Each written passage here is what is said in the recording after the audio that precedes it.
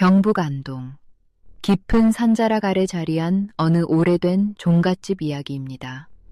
오늘은 이 마을에서 가장 높은 어른, 90평생을 종가의 문장으로 살아온 박노인의 생신날이었습니다. 아침부터 고택 안마당에는 오색 차일이 드리워지고 향나무 타는 냄새와 갓 쪄낸 떡 냄새가 뒤섞여 골목 끝까지 번져나갔습니다.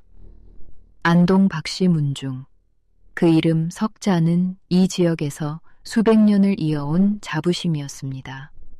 대청마루에는 두루마기 차림의 어른들이 줄지어 앉았고 마당 아래에는 문중의 젊은이들이 공손히 고개를 숙이고 있었습니다.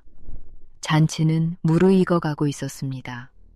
술잔이 오가고 덕담이 오가고 자손들의 절이 이어졌습니다. 상석에 앉은 90세 문장, 박노인은 말없이 술잔을 들었습니다. 주름 깊은 손이 잔을 감쌌지만 어쩐지 그 눈빛만은 잔칫날의 흥에 젖어들지 못하고 있었습니다. 그때였습니다. 대문 밖에서 낯선 엔진 소리가 들려왔습니다. 흙먼지 하나 없이 반들반들한 검은 외제차 한 대가 고택 앞에 천천히 멈춰 섰습니다. 문중에 누구도 저 차를 부른 적이 없었습니다. 잔치 마당의 웅성거림이 뚝 끊겼습니다. 차 문이 열렸습니다. 먼저 내린 것은 젊은 수행원의 손이었습니다. 그 손을 잡고 천천히, 아주 천천히 내려선 사람은 눈처럼 흰 머리카락을 단단하게 올려 얹은 노부인이었습니다. 비단으로 지은 옷자락이 바람에 살며시 흔들렸습니다. 여든 해를 살아온 몸이라 하기엔 너무나 꼿꼿하고 너무나 서늘한 자태였습니다. 노부인은 대문 앞에 선 채로 고택 안마당을 천천히 둘러보았습니다. 마치 오랫동안 기억 속에 담아두었던 풍경을 다시 한번 확인하는 사람처럼 그 눈빛을 본 순간 상석의 박노인 얼굴에 알 수 없는 빛이 스쳐 지나갔습니다. 경악도 아니었습니다. 반가움은 더더욱 아니었습니다. 그것은 차라리 오래전부터 두려워하던 일이 마침내 찾아왔을 때 드는 그런 표정이었습니다. 노부인이 입을 열었습니다. 박문장 어르신, 낮고 조용한 목소리였습니다. 그런데 그 한마디가 마당 가득한 소음을 단번에 잠재워 버렸습니다. 이리 뵙습니다. 오래 기다리셨지요? 월서는 마당 안으로 한 걸음 또 한 걸음 들어섰습니다. 그리고 대청마루를 향해 고개를 들며 또렷하게 말했습니다. 저를 모르시겠습니까? 어르신들. 60년 전 이 집에서 씨를 받고 짐승처럼 버려졌던 그 여자입니다. 박유사나리, 저 기억하십니까? 제 머리채를 잡고 끌어내셨던 분이시지요. 이 종손 어르신, 그날 마당계에 서서 지켜보고만 계셨던 분이시고요. 그리고 문장 어르신, 월선의 눈이 상석의 박노인에게 닿았습니다. 어르신은 아무 말씀도 안 하셨지요. 그게 제일 오래 기억에 남았습니다. 네. 여러분, 잠깐 이야기를 멈추겠습니다. 이제 곧 이 잔치 마당에서 아무도 예상하지 못했던 일이 벌어집니다. 월선이 그 보자기 안에서 꺼내는 것이 무엇인지, 그것이 이 문중에 어떤 폭풍을 몰고 올지 끝까지 함께 해주세요. 이 이야기는 이제 막 시작되었습니다. 보자기가 펼쳐졌습니다. 안에서 나온 것은 두 가지였습니다. 하나는 아주 낡은 베넷 저고리였습니다. 갓난아이가 처음 입는 그 작고 흰 옷이 세월에 누렇게 발의 형태만 겨우 남아 있었습니다. 그것을 꺼내는 월선의 손이 처음으로 아주 조금 떨렸습니다. 이 아이는 오래 살지 못했습니다. 월선이 중얼거렸습니다. 너무 낮아서 옆에 선 수행원도 못 들을 만한 소리였습니다. 그 말의 의미를 그 자리에서 알아들은 사람은 아무도 없었습니다. 하지만 시청자 여러분께서는 기억해 두십시오. 월선이 지금 무언가를 말하려다 삼켰다는 것을. 그리고 두 번째로 나온 것은 깔끔하게 봉투에 담긴 문서 한 장이었습니다. 월선은 그것을 집어들고 대청마루 위로 성큼 올라섰습니다. 아무도 막지 못했습니다. 그 문서를 잔치상 한가운데 내려놓으며 월선이 말했습니다. 이 집 종손의 유전자 검사 결과입니다. 순간 좌중이 소용돌이쳤습니다. 무슨 소리요? 이 여자가 지금 제정신이요? 당장 내보내. 고함 소리가 터져나왔지만 월선은 눈 하나 깜짝하지 않았습니다.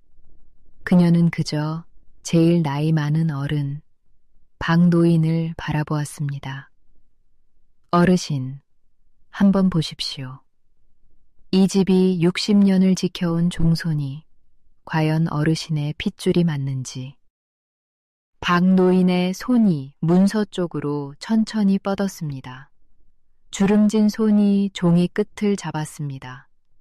마당의 모든 눈이 그 손 위에 쏠렸습니다. 문서를 들어올리는 순간 박노인의 얼굴이 하얗게 질려버렸습니다. 그 표정을 본 문중 어른들의 얼굴에도 하나둘 핏기가 가셨습니다. 월선은 천천히 몸을 돌렸습니다. 보자기를 다시 품에 안으며 마당 끝을 향해 걸음을 옮겼습니다. 그리고 대문을 나서기 직전 한 번 더 뒤를 돌아보았습니다. 오늘은 여기까지입니다. 어르신들, 제가 하고 싶은 말은 아직 많이 남았으니까요. 검은 차가 천천히 멀어졌습니다. 고택의 대문이 닫혔습니다. 잔치 마당에는 술도 떡도 덕담도 남아 있었지만 아무도 손을 뻗지 않았습니다. 박노인이 들고 있던 문서가 바람에 살짝 흔들렸습니다. 그 문서 속에 적혀 있는 것은 지금 이 순간 이 종갓집의 모든 것을 뒤흔들 진실이었습니다. 이야기는 지금으로부터 60년 전으로 거슬러 올라갑니다. 1963년 경북 안동. 봄이라 했지만 아직 산바람이 차가웠던 그 무렵의 이야기입니다. 그 시절 이 땅의 여인들에게는 스스로 선택할 수 있는 것이 그리 많지 않았습니다. 태어난 집이 가난하면 가난을 따라갔고 집안 어른이 정한 길이 있으면 그 길을 걸었습니다. 울고 싶어도 어디다 울어야 할지조차 모르는 시절이었습니다. 월선이도 그런 시절을 살았습니다. 월선의 아버지는 소장농이었습니다. 남의 땅을 빌려 농사를 지었지만 입에 풀칠하기도 벅찬 살림이었지요. 흉년이 2해 겹치던 그 해, 집에는 쌀 한 톨 남아있지 않았습니다. 그때 박씨 문중에서 사람이 왔습니다. 대개 딸이 씩씩하고 건강하다 들었소. 우리 종가에 아직 아들이 없어서 그러는데 딸을 잠시 보내주시면 은혜는 잊지 않겠소이다. 시바디, 아들 없는 종가에서 가난한 집 여인을 데려다 아이를 낳게 하는 관습이었습니다. 아이를 낳으면 아이는 종가의 것이 되고 여인은 조용히 내보내졌습니다. 당시에도 떳떳한 일이 아니었기에 큰 소리로 말하는 사람은 없었지만 그렇다고 법으로 막는 것도 아니었습니다. 그저 가난한 집 여인이 말없이 삼키는 일이었습니다. 월선의 아버지는 사흘밤을 고민했다고 합니다. 사흘째 되는 날 새벽, 월선의 방문을 열고 들어온 아버지의 눈에는 눈물이 고여 있었다고 했습니다. 미안하다, 월선아. 그 말 한마디가 전부였습니다. 22살이었습니다. 그해 월선의 나이가 아직 세상이 어떻게 돌아가는지도 다 알지 못하던 나이에 월서는 낡은 보따리 하나를 들고 박씨 종가의 대문을 들어섰습니다. 종가의 안차에 깊숙이 월선을 위한 방 하나가 마련되었습니다. 작고 어두운 방이었습니다. 창문이 하나 있었지만 그 창으로 보이는 것은 담장과 하늘의 좁은 조각뿐이었습니다. 월서는 그 방에서 밥을 먹고 잠을 자고 해가 뜨고 지는 것을 보며 아무 말 없이 지냈습니다. 종가의 어른들은 월선을 사람으로 대하지 않았습니다. 밥상을 들여주는 것도 옷가지를 챙겨주는 것도 모두 아이를 위한 것이었지 월선 자신을 위한 것이 아니었습니다.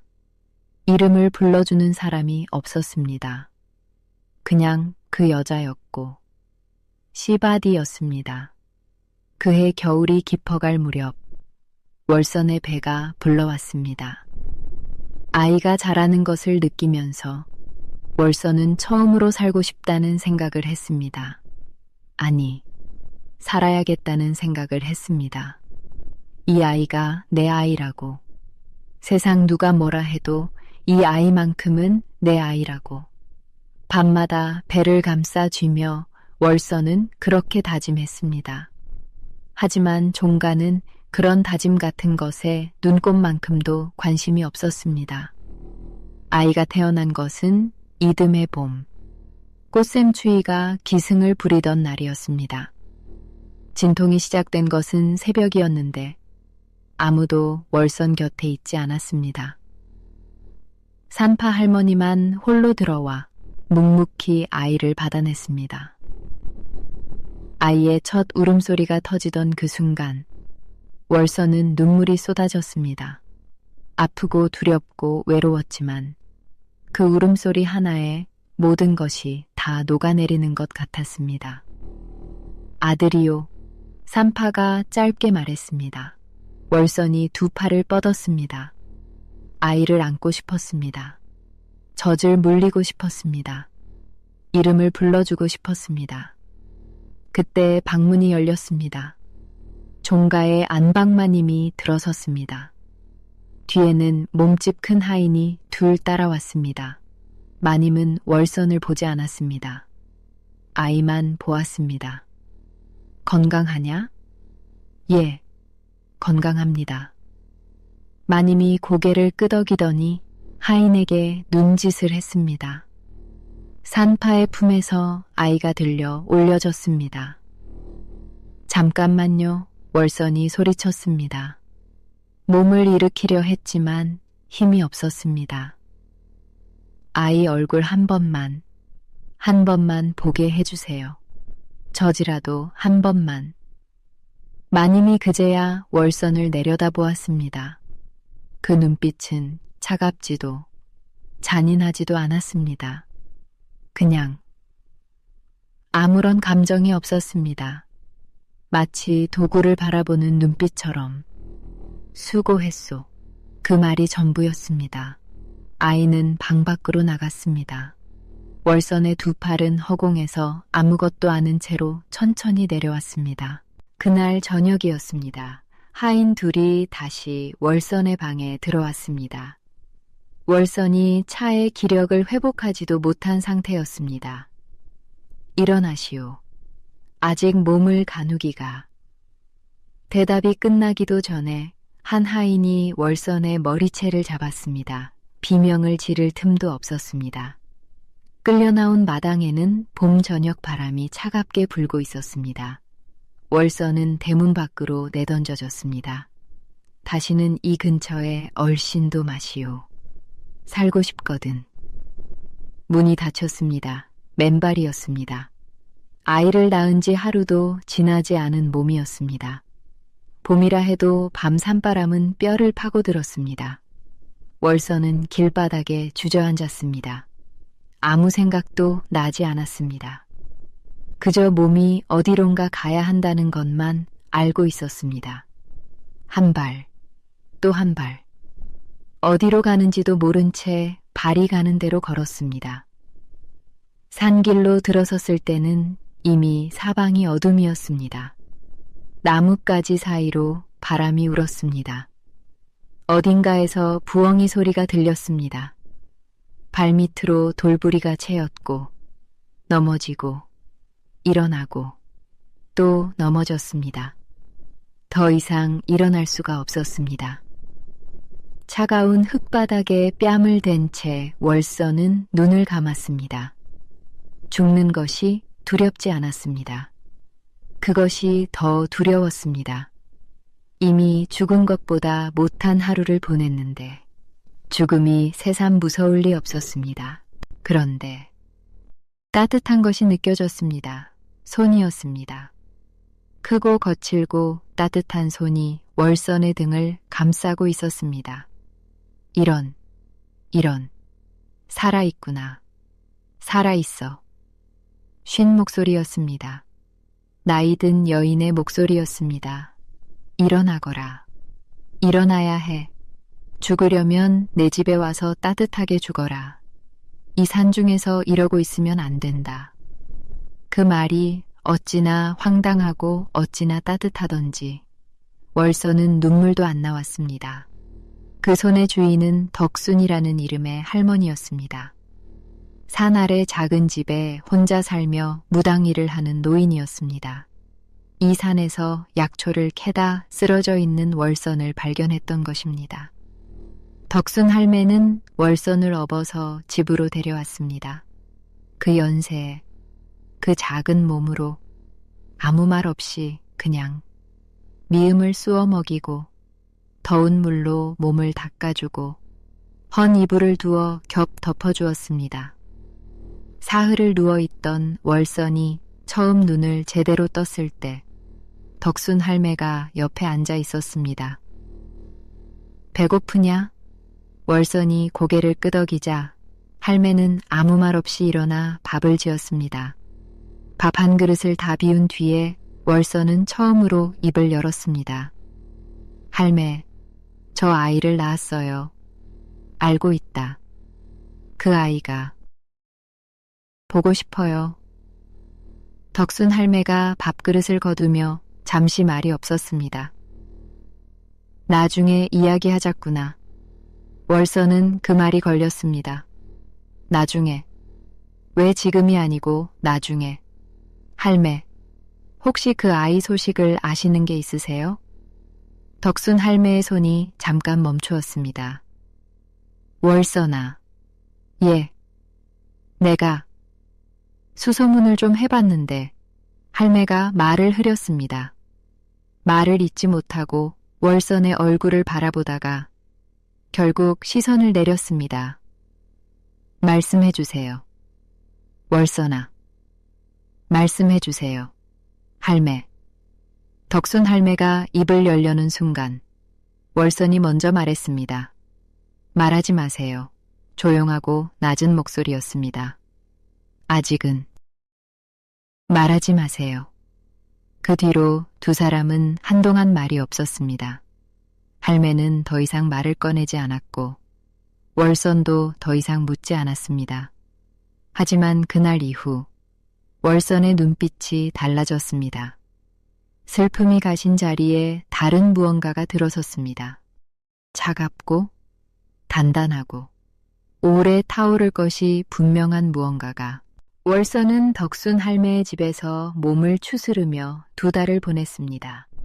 그 2달 동안 덕순 할매에게 많은 것을 배웠습니다.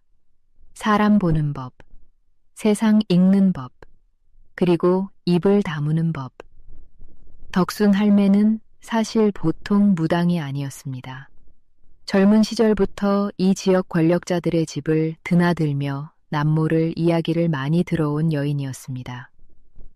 그리고 그 세월 동안 모아온 것이 하나 있었으니 바로 안동 읍내에 있는 작은 요정, 월명각이었습니다. 기생들이 머물며 노래와 술을 파는 집이었지만 실상은 그곳에 드나드는 양반들의 속내가 술잔 사이로 흘러나오는 곳이었습니다. 덕순 할매는 그 집을 통해 이 지역에 숨겨진 사정들을 소문 보듯 꿰고 있었지요. 어느 날 저녁 덕순 할매가 월선을 불렀습니다. 월선아, 나 얼마 못 살 것 같다. 할매, 그런 말씀 마세요. 몸이 아는 것은 몸이 제일 잘 안다. 내가 가고 나면 월명각은 너한테 주마. 월선이 고개를 저었습니다. 그런 큰 것을 제가 어떻게. 크긴 뭐가 크냐. 그 집은 집이 아니라 귀야, 귀. 드나드는 사람들이 무슨 말을 하는지 다 들을 수 있는 귀란 말이야. 네가 그걸 잘 쓰면 세상에서 못할 일이 없어. 덕순 할매는 월선의 손을 잡았습니다. 내 아이한테 해준 게 없지 않냐. 나도. 미안하다. 세상이 그런 세상이라서. 월선이 입술을 깨물었습니다. 할매 덕분에 살았어요. 그걸로 충분해요. 그로부터 2년 뒤 덕순 할매는 세상을 떠났습니다. 유언대로 월명각은 월선의 것이 되었습니다. 25살의 월선이 처음으로 자기 것이라 부를 수 있는 무언가를 손에 쥔 날이었습니다.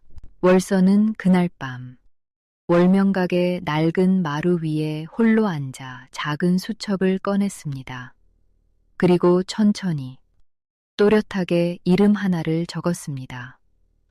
박씨 문중의 유사, 재산을 관리하던 사람의 이름이었습니다. 그 옆에 숫자 하나를 적었습니다. 1. 첫 번째, 월선은 수첩을 덮으며 창문 너머 밤하늘을 올려다보았습니다. 별이 많은 밤이었습니다. 그 별빛 아래서 월선은 처음으로 울지 않았습니다. 그날부터였습니다. 월선의 60년이 시작된 것은 월선이 박씨 종가의 생신잔치를 뒤흔들고 떠난 다음 날 아침이었습니다. 고택에는 잔치의 흔적이 차에 정리되지 않았는데 마당 한켠에 쌓인 술상 그릇들 사이로 찬바람이 스쳐 지나갔습니다. 문중 어른들은 밤새 한잠도 자지 못했습니다. 대청마루에 모여 앉아 목소리를 낮춰가며 수군거렸지만 뾰족한 결론은 나오지 않았습니다. 저 여자가 살아있다는 것도 충격인데 유전자 검사라니 그 결과지에 뭐가 적혀 있었소? 내가 봤소이다. 종손의 혈통이. 박씨 문중과 일치하지 않는다고 적혀 있었소. 방 안이 얼어붙었습니다. 그게 무슨 말이오? 기수가 우리 핏줄이 아니란 말이오? 그 결과지가 진짜인지 가짜인지도 모르잖소. 저 여자가 꾸며낸 것일 수도 있고 꾸며낼 수 있는 것이 아니오. 저것은 공인된 기관직인이 찍혀 있었단 말이오. 목소리가 높아지려 하자 상석에 앉은 93문장 박노인이 낮은 목소리로 말했습니다. 조용히들 하시오. 그 한마디에 방 안이 잠잠해졌습니다. 박노인은 창밖을 바라보며 아무 말도 하지 않았습니다. 그 눈빛에는 분노도 당혹함도 없었습니다. 그저 오래전부터 알고 있었던 것을 이제야 입 밖으로 꺼내야 하는 사람의 무거운 침묵이 있을 뿐이었습니다. 그런데 바로 그날 오전 문중의 첫 번째 서류가 도착했습니다. 법원에서 보낸 서류였습니다. 문중이 대대로 물려받아 관리해온 종토. 이 지역 일대의 논밭 수십 필지가 가압류 처분을 받았다는 통보였습니다. 가압류란 소송이 진행되는 동안 재산을 팔거나 옮기지 못하도록 법원이 묶어두는 조치입니다. 쉽게 말하면 문중의 땅이 하루아침에 마음대로 쓸 수 없는 땅이 된 것이었습니다. 서류를 받아든 유사의 손이 떨렸습니다. 이게 어떻게 된 일이오? 누가 우리 종토를 가압류한단 말이오? 서류 맨 아래 신청인의 이름이 적혀 있었습니다. 월선. 그것이 시작이었습니다. 그날 오후 두 번째 서류가 왔습니다. 고택 일부에 대한 가압류 통보였습니다. 사흘 후 세 번째 서류가 왔습니다. 문중 법인 명의의 임야에 대한 처분 금지 가처분이었습니다. 문중 어른들은 부랴부랴 변호사를 불렀습니다. 변호사는 서류를 훑어보더니 낯빛을 굳히며 말했습니다. 이것은 하루아침에 준비된 것이 아닙니다. 최소한 10년, 아니 그 이상을 치밀하게 준비해온 소송입니다. 어떻게 그게 가능하오? 과거 강갑에 의해 작성된 재산 포기 각서는 현행 민법상 효력이 없습니다. 만약 상대방이 당시 강압의 정황을 입증할 수 있다면 그 각서로 넘긴 재산 전부를 반환 청구할 수 있습니다. 그럼 우리가 질 수도 있다는 말이요? 변호사가 잠시 망설이다 말했습니다. 상대방이 어떤 증거를 가지고 있느냐에 달렸습니다만, 솔직히 말씀드리면 지금까지 제출된 서류만으로도 상당히 불리한 상황입니다. 그날 밤, 문중은 다시 모였습니다. 이번에는 목소리를 낮추는 것도 잊은 채 고함과 탄식이 뒤섞였습니다. 저 여자를 그냥 둬선 안 돼. 어떻게든 막아야 해. 어떻게 막소? 법대로 하겠다는데 우리가 어떻게 막는단 말이오? 법보다 빠른 것도 있지 않소. 그 말에 방 안이 다시 조용해졌습니다. 아무도 그 말을 이어받지 않았습니다. 하지만 아무도 부정하지도 않았습니다. 그 시각, 월서는 어디에 있었을까요? 안동 읍내에서 멀지 않은 곳, 조용한 한옥여관에 머물고 있었습니다. 창가에 앉아 차를 한 모금 마시며 서류 더미를 들여다보고 있었습니다. 테이블 위에는 법원 서류들이 가지런히 놓여 있었고 그 옆에는 낡은 수첩이 하나 있었습니다. 25살에 처음 펼쳤던 바로 그 수첩이었습니다. 이름들이 빼곡히 적혀 있었습니다. 그 이름 옆에는 저마다 숫자가 적혀 있었고 대부분의 숫자 위에는 붉은 줄이 그어져 있었습니다.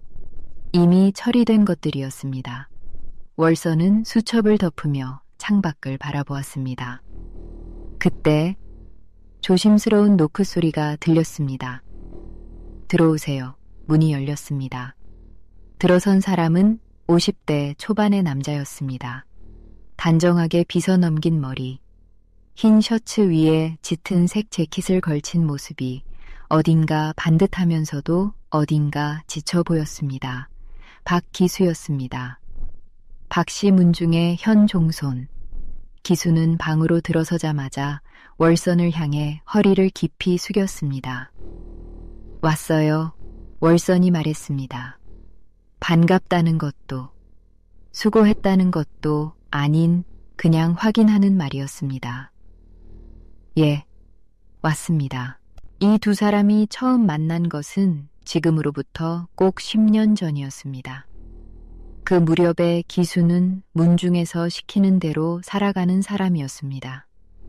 종손이라는 이름을 달고 있었지만 실상은 문중 어른들의 말을 받아 적고 도장을 찍고 행사에 얼굴을 내미는 것이 전부였습니다. 하지만 기수에게는 오래된 의문이 하나 있었습니다. 자신이 왜 이 집에서 종손으로 살고 있는가 하는 것이었습니다. 어릴 때부터 묘하게 차가운 눈빛으로 바라보는 어른들, 이름은 올려주되 진심으로 대하지 않는 분위기, 자신의 어머니가 누구인지 물으면 항상 화제를 돌리던 문중 어른들. 기수는 혼자서 자신의 출생을 추적하기 시작했습니다. 오래 걸렸습니다. 하지만 결국 그는 진실의 조각들을 찾아냈습니다. 그리고 그 조각들이 가리키는 이름 하나를 찾아 안동 읍내 어느 주소를 찾아갔습니다. 그곳에 월선이 있었습니다. 처음 마주쳤을 때 두 사람은 한동안 말을 잇지 못했습니다. 기수가 먼저 말했습니다. 저는 박 씨 문중의 종손이 아닙니다. 그렇지요? 월선이 기수를 오래 바라보았습니다. 그 얼굴에서 무언가를 찾으려는 것처럼, 아니면 무언가를 확인하려는 것처럼. 당신은 어릴 때 종가 사람들이 어떻게 대했나요? 기수가 쓴웃음을 지었습니다. 종손이라 불렀지만 한 번도 종손처럼 대한 적이 없었습니다. 어릴 때는 왜 그런지 몰랐는데 커서는 알게 됐지요. 저는 그 집에서 필요한 사람이었을 뿐입니다. 핏줄이 아닌 이름만 빌려준. 월선이 천천히 고개를 끄덕였습니다. 앉아요. 그것이 두 사람 사이의 시작이었습니다. 월선은 그날 기수에게 모든 것을 이야기했습니다. 시바디로 들어간 일, 아들을 빼앗긴 일, 산속에 버려진 일, 그리고 60년의 준비를. 기수는 말없이 들었습니다. 가끔 눈을 감기도 하고 입술을 깨물기도 했습니다. 다 듣고 난 뒤 기수가 물었습니다. 저한테 원하시는 것이 무엇입니까? 그 집 안에 있어요. 지금처럼 아무것도 모르는 척. 그리고요, 때가 오면 내 편에 서요. 기수가 한동안 창밖을 바라보다 월선에게 시선을 돌렸습니다. 저는 어릴 때 친구가 한 명 있었습니다. 그 집 근처에 살던 아이였는데 몸이 약해서 늘 누워 지냈지요. 종가 사람들은 그 아이를 좋아하지 않았습니다. 왜인지는 나중에야 알게 됐지만. 월선의 얼굴이 굳었습니다. 기수가 말을 이었습니다. 그 아이가 세상을 떠나기 전에 제게 하는 말이, 기수야, 나중에 커서 우리 어머니를 꼭 찾아봐. 그랬습니다. 월선이 찻잔을 천천히 내려놓았습니다. 손이 조금 떨렸습니다. 그 아이 이름이 무엇이었나요? 기수가 조용히 대답했습니다. 학수라고 했습니다. 그 이름 하나에 월선의 눈가가 붉어졌습니다. 하지만 눈물은 흘리지 않았습니다. 현재로 돌아옵니다. 월선과 기수는 마주 앉아 서류들을 하나씩 검토했습니다. 가압류 통보는 오늘 다 받았을 거예요. 예, 변호사도 불렀다고 합니다. 꽤 당황한 눈치였습니다. 월선이 작게 고개를 끄덕였습니다. 다음 단계는요, 기수가 서류 한 장을 꺼냈습니다. 문중 어른들이 오늘 밤 긴급 회의를 열었습니다. 분위기가 심상치 않았습니다. 법보다 빠른 것도 있다는 말이 나왔습니다. 월선이 기수를 바라보았습니다. 그 눈빛에 변화가 없었습니다. 예상했어요. 위험합니다. 어머니. 월선이 잠시 멈추었습니다. 기수가 자신을 어머니라 부를 때마다 월선의 가슴 어딘가가 조용히 저렸습니다. 피를 나누지 않았지만 학수의 마지막 부탁으로 이어진 사이, 그것이 어떤 연으로 불려야 하는지 월선은 아직도 알지 못했습니다. 위험하지 않은 복수가 어디 있겠어요. 월선이 천천히 말했습니다. 하지만 나는 60년을 준비했어요. 그 사람들이 움직이기를 기다리고 있었어요. 무슨 뜻입니까? 월선이 찻잔을 들며 창밖을 바라보았습니다. 그 사람들이 스스로 무덤을 파도록 내가 먼저 손을 내밀 거예요. 어떻게요? 월선이 기수를 바라보았습니다. 그 눈빛이 서늘하게 빛났습니다. 내일 문중에 전화를 하나 넣어요. 월선이 단둘이 만나서 이야기를 나누고 싶어 한다고. 고택 뒷방에서. 기수가 눈을 크게 떴습니다. 그건 스스로 함정 속으로 걸어 들어가는 겁니다. 맞아요. 월선이 조용히 말했습니다. 내가 들어가는 게 아니라 그 사람들이 들어오는 거예요. 함정 속으로. 기수는 한동안 월선을 바라보았습니다. 그리고 천천히 고개를 끄덕였습니다. 그때 월선이 기수를 향해 낮고 또렷하게 말했습니다. 기수 씨, 예, 당신은 이미 알고 있었지요? 기수가 숨을 멈추었습니다. 네 아버지가 누구인지 방 안에 아무 소리도 없었습니다. 차가 식어가는 소리조차 들릴 것 같은 고요함이었습니다. 기수의 눈빛이 흔들렸습니다. 그 흔들림 속에 오래된 상처와 오래된 분노와 그리고 아직 다 꺼내지 못한 무언가가 일렁이고 있었습니다. 월선에게서 전화가 왔다는 말을 들었을 때 문중 어른들은 처음에 믿지 않았습니다. 저 여자가 먼저 만나자고 한다고? 고택 뒷방에서?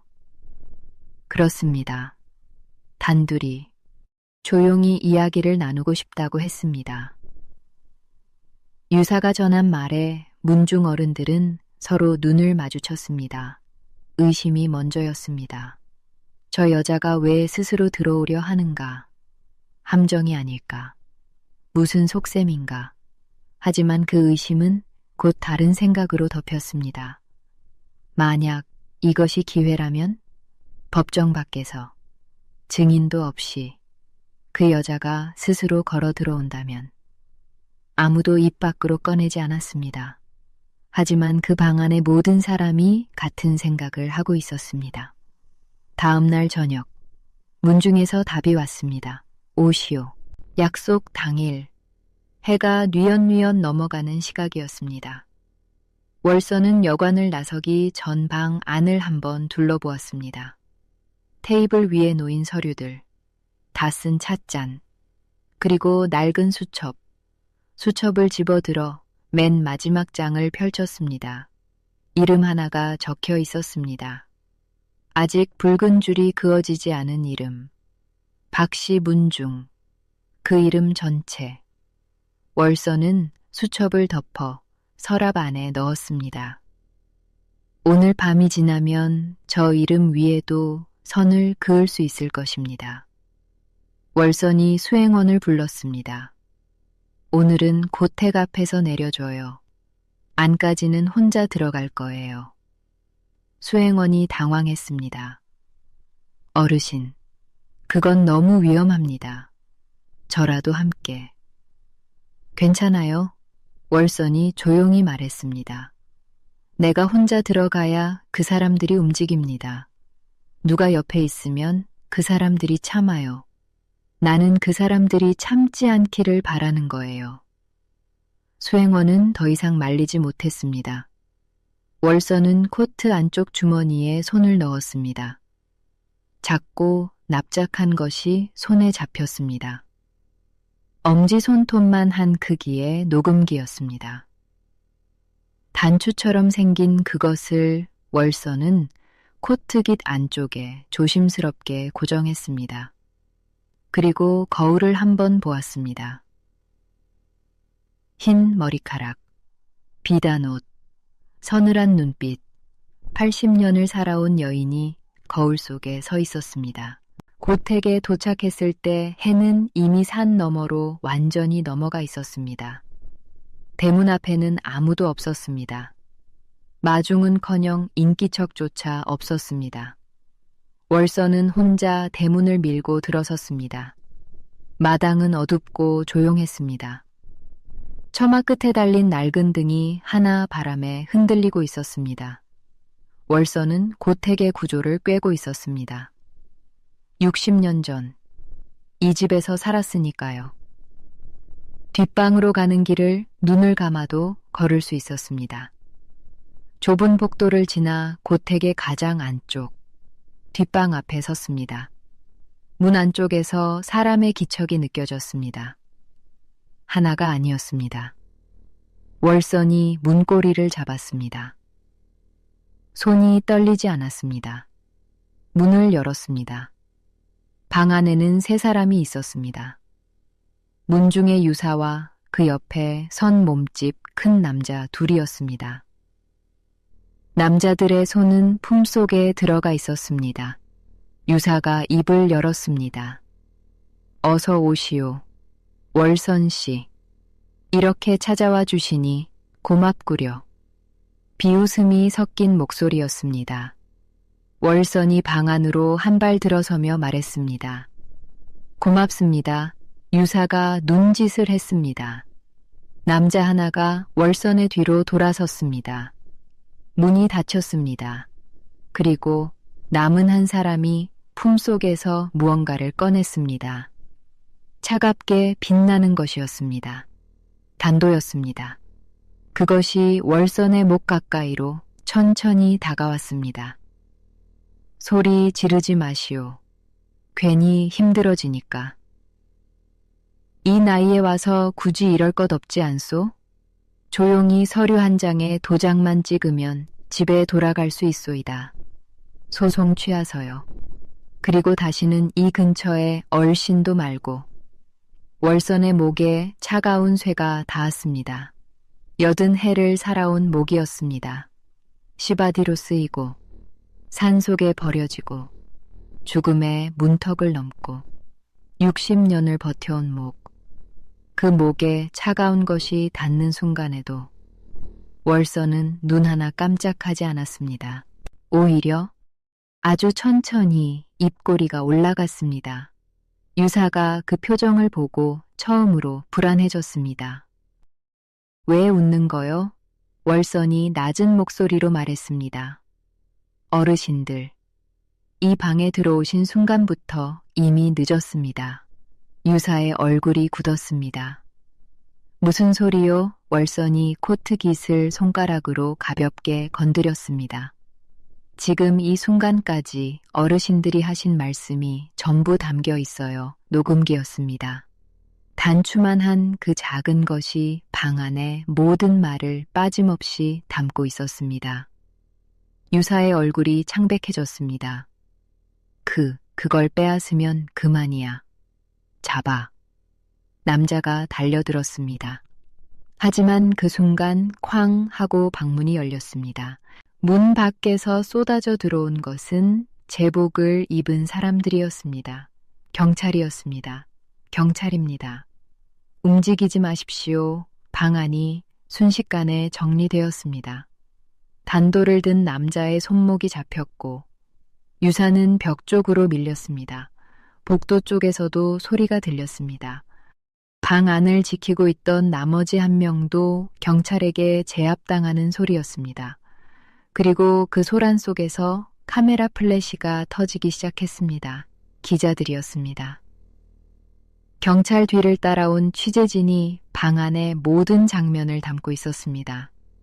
유사가 얼굴을 가리며 소리쳤습니다. 이건 함정이요. 우리가 함정에 빠진 거야. 월선이 천천히 방 한가운데로 걸어 나왔습니다. 목에 닿았던 단도 자국이 희미하게 붉어 있었지만 월선은 고개를 꼿꼿이 들었습니다. 맞습니다.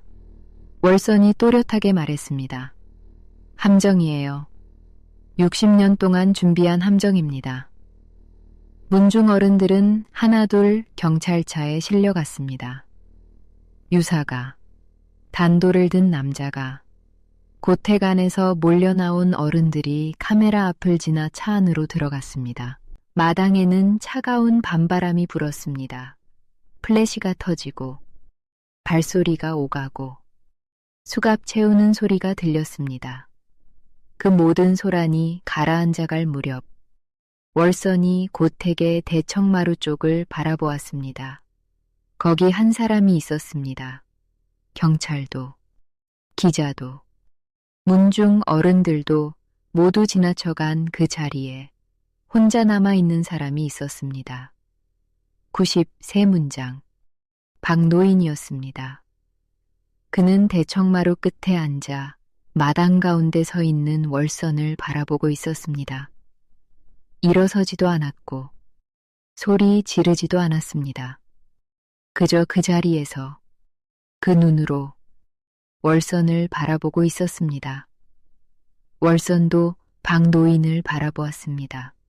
두 사람 사이의 거리는 고작 몇 걸음이었지만 그 사이에는 60년이 놓여 있었습니다.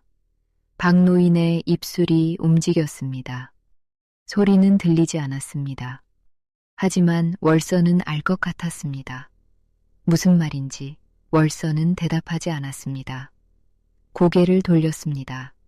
그리고 기다리고 있는 수행원 쪽으로 천천히 걸음을 옮겼습니다. 등 뒤에서 박노인의 시선이 느껴졌습니다. 월서는 뒤를 돌아보지 않았습니다. 고택의 마당에 불빛이 하나둘 꺼졌습니다. 기자들이 빠져나가고 경찰차가 멀어지고 마지막 발소리가 사라졌습니다. 텅 빈 마당에 박노인 혼자 앉아 있었습니다. 아무도 그를 데리러 오지 않았습니다. 아무도 옆에 앉아주지 않았습니다. 바람이 대청마루를 스쳐 지나갔습니다. 90평생 이 자리를 지켜온 노인이 처음으로 이 집에서 가장 작아 보였습니다. 그 밤 박씨 문중의 이야기는 다음 날 아침 신문에 실렸습니다. 안동 종가 문중, 노부인 협박 혐의 현행범 체포, 60년 전 씨바디 피해자, 법적 복수 완성 단계 기사를 읽는 사람들은 저마다 한마디씩 했습니다. 어떤 이는 혀를 찾고 어떤 이는 주먹을 쥐었습니다. 어떤 이는 그저 오래 바라보았습니다. 하지만 아직 이 이야기는 끝나지 않았습니다. 월선에게는 아직 꺼내지 않은 것이 있었습니다. 가장 깊은 곳에 묻어두었던 가장 아픈 것이. 그것은 다음 날 열리는 불천위 제삿날 밤에야 마침내 세상 밖으로 나오게 됩니다. 불천위 제사, 나라에서 인정한 위인의 넋을 모시는 제사로 함부로 지낼 수 없는 가장 격식 높은 제례입니다. 안동 박씨 문중은 수백 년을 이어 이 제사를 지내왔습니다. 어른들이 체포되는 수모를 겪은 다음 날에도 문중은 제사를 포기하지 않았습니다. 아니, 오히려 더 필사적이었습니다. 이 제사만큼은 지켜야 한다고, 이것마저 무너지면 문중이 끝이라고. 살아남은 사람들이 새벽부터 제수를 준비했습니다. 향 냄새가 고택에 가득했습니다. 촛불이 켜졌고 위파의 앞에 음식이 차려졌습니다. 남은 문중 사람들이 두루마기를 갖춰 입고 제청 앞에 줄지어 섰습니다. 그 중심에 93문장 박노인이 있었습니다. 전날 밤 마당에 혼자 남아있던 그 노인이 오늘은 상석에 앉아 두 손을 무릎 위에 얹고 있었습니다. 얼굴에 핏기가 없었습니다. 목소리도 없었습니다. 그저 오래된 관습처럼 그 자리를 지키고 있을 뿐이었습니다. 제사가 막 시작되려는 그 순간이었습니다. 대문 쪽에서 인기척이 들렸습니다. 문중 사람들의 고개가 일제히 돌아갔습니다. 대문이 열렸습니다. 월선이었습니다. 어제와 같은 비단 옷, 같은 흰 머리카락, 같은 서늘한 눈빛, 그 뒤에 기수가 따라 들어왔습니다. 문중 사람들 사이에서 웅성거림이 터져 나왔습니다. 또 왔소? 오늘은 제삿날이요. 당장 나가시오. 이 여자가 끝을 보려고. 월서는 그 소리들을 듣지 못하는 사람처럼 천천히 마당 한가운데로 걸어들었습니다. 그리고 제청을 향해 고개를 들며 또렷하게 말했습니다. 오늘 이 자리에서 진짜 종손의 이야기를 하겠습니다. 제청 앞이 얼어붙었습니다. 진짜 종손이라니? 기수가 종손이 아니라는 말이오? 누군가 소리쳤습니다. 월선이 천천히 고개를 끄덕였습니다. 기수 씨는 이 집 핏줄이 아닙니다. 여러분도 이미 알고 계셨지요. 그 말에 제청, 아니 술렁였습니다. 알고 있었지만 말하지 않았던 것들이 한꺼번에 터져 나오려는 것처럼 월선이 말을 이었습니다. 제가 낳은 아이, 이 집에서 학수라 불린 아이. 그 아이가 진짜 종손이었습니다. 그 아이는 지금 어디 있소? 문중에 누군가가 물었습니다. 목소리가 떨렸습니다. 답이 두려운 사람의 목소리였습니다. 월선이 21번 고르었습니다. 학수는 월선의 목소리가 처음으로 흔들렸습니다. 이미 이 세상 사람이 아닙니다. 제청안이 완전히 고요해졌습니다. 향 연기가 피어오르고 촛불이 흔들리고 바람소리만 들렸습니다. 월선이 말을 이어갔습니다. 천천히 한마디 한마디를 힘들게 끌어올리듯이 제가 산속에 버려진 후 이 집에서 학수를 어떻게 키웠는지 아십니까? 아무도 대답하지 않았습니다. 아들 없는 집안의 체면을 세우기 위해 데려온 아이였지요. 하지만 그 아이의 어미가 시바디였다는 것을 이 집 어른들은 잊지 않았습니다.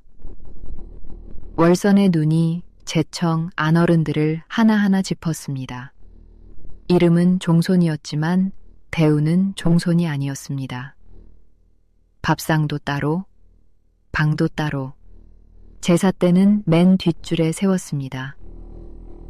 몸이 약한 아이였는데 겨울에도 얇은 옷을 입혔고 아파도 의원을 부르지 않았습니다. 그 아이가 15살이 되던 해 겨울 세상을 떠났습니다. 월선의 목소리가 끊겼습니다. 한 박자, 두 박자, 숨을 고르는 시간이었습니다. 저는 그 사실을 20년 전에 알았습니다.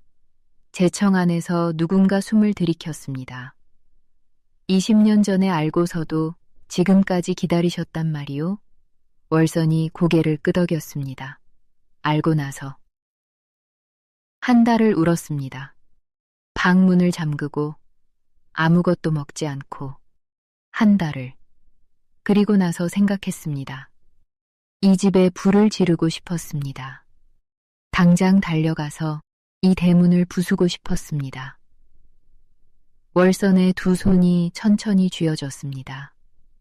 하지만 그렇게 하면 이 집이 불쌍한 피해자가 됩니다. 미친 여자한테 당한 집이 되지요. 그래서 기다렸습니다. 더 오래, 더 치밀하게. 이 집이 스스로 무너지도록. 그때 기수가 앞으로 나섰습니다. 문중 사람들의 시선이 기수에게 쏠렸습니다. 기수가 입을 열었습니다. 저는 학수와 어릴 때 같은 동네에서 자랐습니다. 학수는 몸이 늘 아팠지만 눈이 맑은 아이였습니다. 기수의 목소리도 낮게 가라앉았습니다. 저는 학수가 왜 그 집에서 그렇게 대우를 받는지 이해하지 못했습니다. 어린 마음에 그냥 어른들이 이상하다고만 생각했지요. 학수가 세상을 떠나던 날, 저는 그 아이 손을 잡고 있었습니다. 제청안이 다시 고요해졌습니다. 학수가 마지막으로 한 말이, 기수야, 나중에 커서 우리 어머니를 꼭 찾아봐. 어머니한테 미안하다고 전해줘. 그랬습니다. 월선의 눈에서 처음으로 눈물이 흘렀습니다. 한 방울, 그리고 또 한 방울. 80년을 살면서 이 순간을 위해 아껴두었던 눈물이 마침내 흘러내렸습니다. 미안하다고요. 월선이 중얼거렸습니다. 그 아이가. 어미한테 미안하다고 했다고요. 학수. 한 번도 젖을 물려보지 못한 아이. 한 번도 이름을 불러주지 못한 아이. 이 차가운 집에서 15해를 살다가 홀로 눈을 감은 아이. 그 아이의 마지막 말이 미안하다였다는 것을. 월선이 고개를 들었습니다. 눈물이 흘렀지만 눈빛은 흔들리지 않았습니다. 오히려 더 선명하게 빛났습니다. 월선이 제청을 향해 똑바로 섰습니다. 여러분, 낮고 또렷한 목소리였습니다. 그 아이한테는 아무 잘못이 없었습니다. 씨바디 어미에게서 태어난 것이 무슨 죄입니까? 아비 없이 자란 것이 무슨 죄입니까? 이름만 종손이고 짐승보다 못한 대우를 받으며 산 것이 그 아이 잘못입니까? 아무도 대답하지 않았습니다. 대청마루 상석에 앉아 있던 90 세박 노인이 두 손으로 얼굴을 감쌌습니다. 어깨가 떨렸습니다. 90 평생 이 자리를 지켜온 사람이 처음으로 무너지는 것처럼 보였습니다. 월선의 목소리가 달라졌습니다. 낮고 조용했던 목소리가 어느 순간부터 다른 무언가로 가득 찼습니다. 60년을 꾹꾹 눌러 담아온 가장 뜨겁고 가장 깊은 것이 마침내 터져나오는 소리였습니다. 내 아들을 죽인 이 집구석, 월선의 목소리가 고택 전체를 울렸습니다. 기둥뿌리 하나 남기지 않겠다. 월선이 떨리는 두 손을 천천히 가슴 앞으로 모았습니다. 코트 안쪽에서 무언가를 꺼냈습니다. 낡은 베넷 저고리였습니다. 일장에서 잔치상에 올려놓았다가 다시 걷어들인 그것이었습니다. 월선이 그것을 두 손으로 감쌌습니다. 마치 오래전에 놓쳐버린 것을 이제야 다시 찾은 사람처럼. 학수야. 월선이 낮게 불렀습니다. 어미 왔다. 제청 안에 촛불이 바람도 없는데 한번 크게 흔들렸습니다. 그리고 다시 조용히 타올랐습니다. 불천위 제삿날 밤이 지나갔습니다. 향 연기가 가라앉고 촛불이 꺼지고 제청 앞에 차려졌던 음식들이 식어갔습니다. 하지만 아무도 그것을 치우지 않았습니다. 그 자리에 남아있을 사람이 없었기 때문입니다. 그날 이후 박씨 문중의 일들은 빠르게 정리되었습니다. 법원에서는 소송마다 판결이 내려졌습니다. 강압에 의해 작성된 각서는 무효, 종토와 임야의 소유권은 월선의 법인으로 귀속, 수십 년간 쌓인 부당이득의 반환을 명령하는 판결문이 하나씩 쌓여갔습니다. 단도 협박 혐의로 체포된 문중 어른들은 구속 기소되었습니다. 변호인을 선임하고 버텨보려 했지만 월선의 녹취 파일 앞에서 변명은 힘을 잃었습니다. 오래된 가문의 이름이 법원 서류 위에서 조각조각 부서졌습니다. 신문에는 연일 기사가 실렸습니다. 수백 년 명문 종가의 몰락, 시바디 피해자의 60년 법적 복수. 사람들은 저마다 한마디씩 했고 이 이야기는 한동안 세상을 떠들썩하게 했습니다. 그 모든 소란 속에서 월선은 조용히 있었습니다. 여관방에서 창밖을 바라보거나 차를 마시거나 아무것도 하지 않고 그냥 앉아 있었습니다. 싸움이 끝난 사람의 고요함이었습니다. 이기고 난 뒤에 공허함이기도 했고 오래 참았던 숨을 내쉬는 안도이기도 했습니다. 기수가 매일 들렀습니다. 오늘 판결 결과 나왔습니다. 종토 전부 우리 법인으로 확정됐습니다. 월선이 고개를 끄덕였습니다. 고택은요? 기수가 서류 한 장을 꺼냈습니다. 고택과 그 부속 토지 전체. 이미 4년 전에 명예 이전이 완료되어 있었습니다. 어머니 법인 명의로 4년 전이었습니다. 문중이 잔치를 열고 제사를 지내고 가문의 명예를 논하는 동안 그들이 발딛고 선 땅은 이미 월선의 것이었습니다. 기수가 말을 이었습니다. 문중 어른들은 끝까지 몰랐습니다. 제가 안에서 처리한 일이라 서류상 흔적이 남지 않도록 했습니다. 월선이 기수를 바라보았습니다. 고생했어요. 기수가 고개를 저었습니다. 제가 해야 할 일을 한 것입니다. 학수가 저한테 부탁한 일이었으니까요. 월선이 창밖을 바라보았습니다. 고택은 제가 생각해둔 곳에 쓰겠어요. 말씀하신 그 재단 말씀이시지요? 예. 월선이 조용히 말했습니다. 이 땅에서 평생을 살았지만 노년에 갈 곳이 없어 쓸쓸히 지내는 어르신들이 너무 많아요. 그분들이 따뜻하게 지낼 수 있는 곳으로 써야지요. 기수가 고개를 끄덕였습니다. 학수도 좋아할 겁니다. 월선이 그 말에 아주 잠깐 눈을 감았습니다. 고택이 시니어 복지재단에 기부되던 날, 월선은 그 자리에 직접 나가지 않았습니다. 서류는 기수가 대신 처리했습니다. 재단 관계자들이 고택 대문 앞에서 기증서를 받아들었습니다. 그 광경을 담은 사진이 다음 날 신문 한 귀퉁이에 실렸습니다. 60년 전 시바디 피해자, 빼앗긴 집을 사회에 환원. 월선은 그 기사를 한 번 보고 접어서 테이블 위에 올려두었습니다. 그것으로 충분했습니다.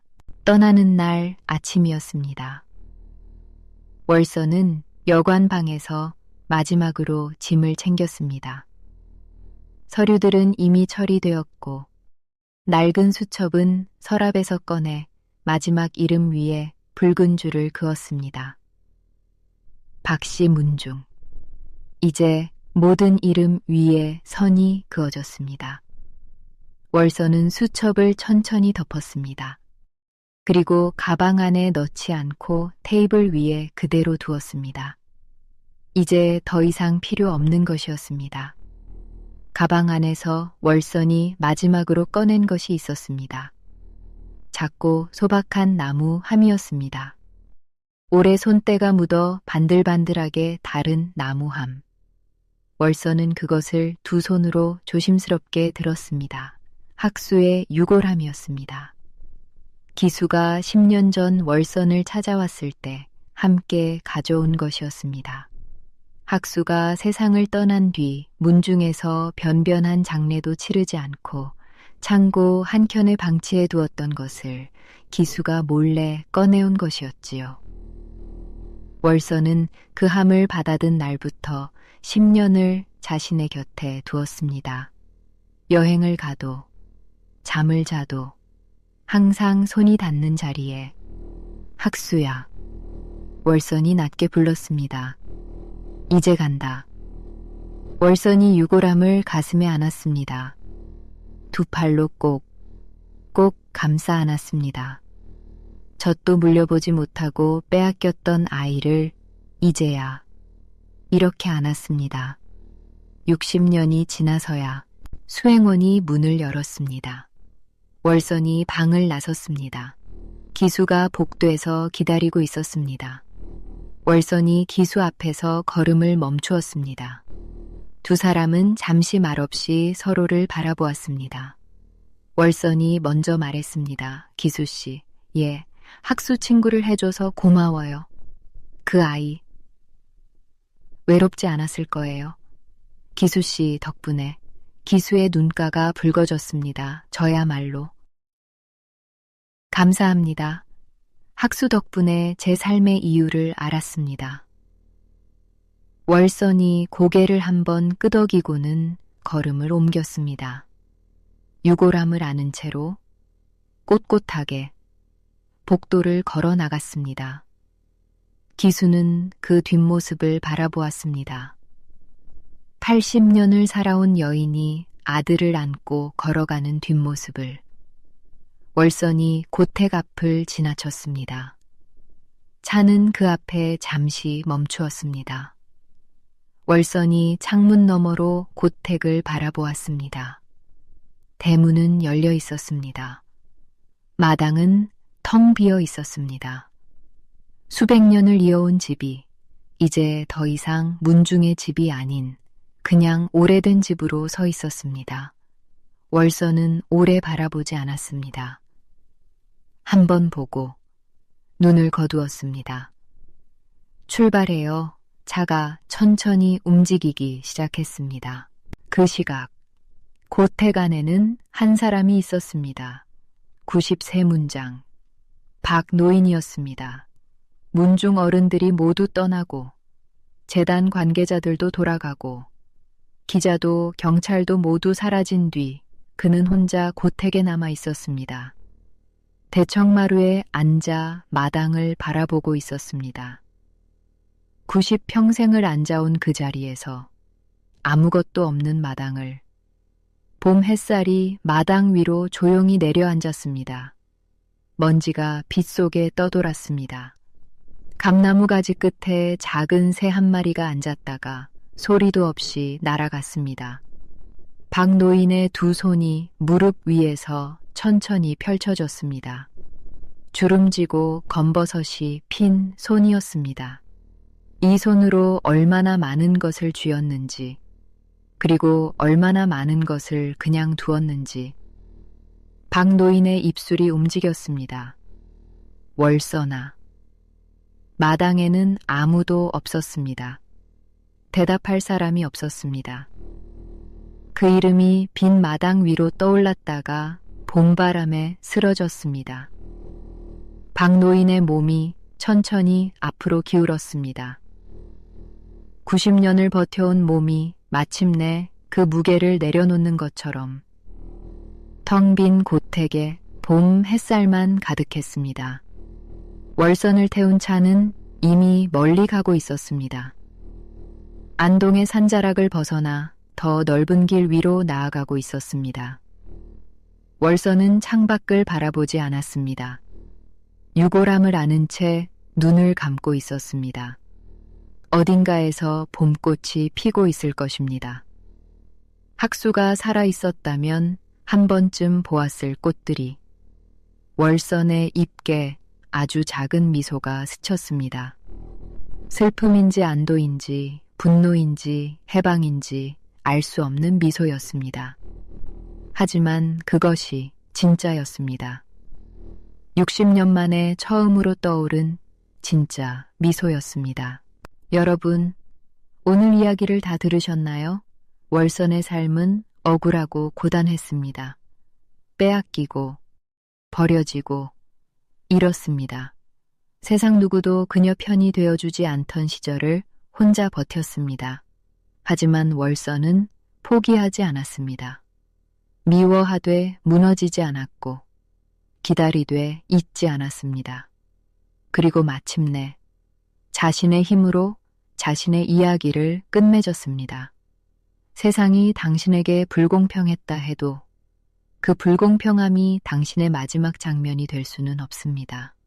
월선처럼 끝까지 자신의 이야기를 써 내려가시길 바랍니다. 나쁜 일은 반드시 그 대가를 치릅니다. 시간이 걸릴 뿐입니다. 오늘의 이야기가 여러분의 마음에 작은 위안이 되었기를 바랍니다. 여러분의 삶 자체가 한편의 아름다운 드라마이고 여러분이 바로 그 주인공입니다. 댓글로 사연 또는 경험담 들려주세요. 꼭 다시 만나길 바라며 건강하시고요.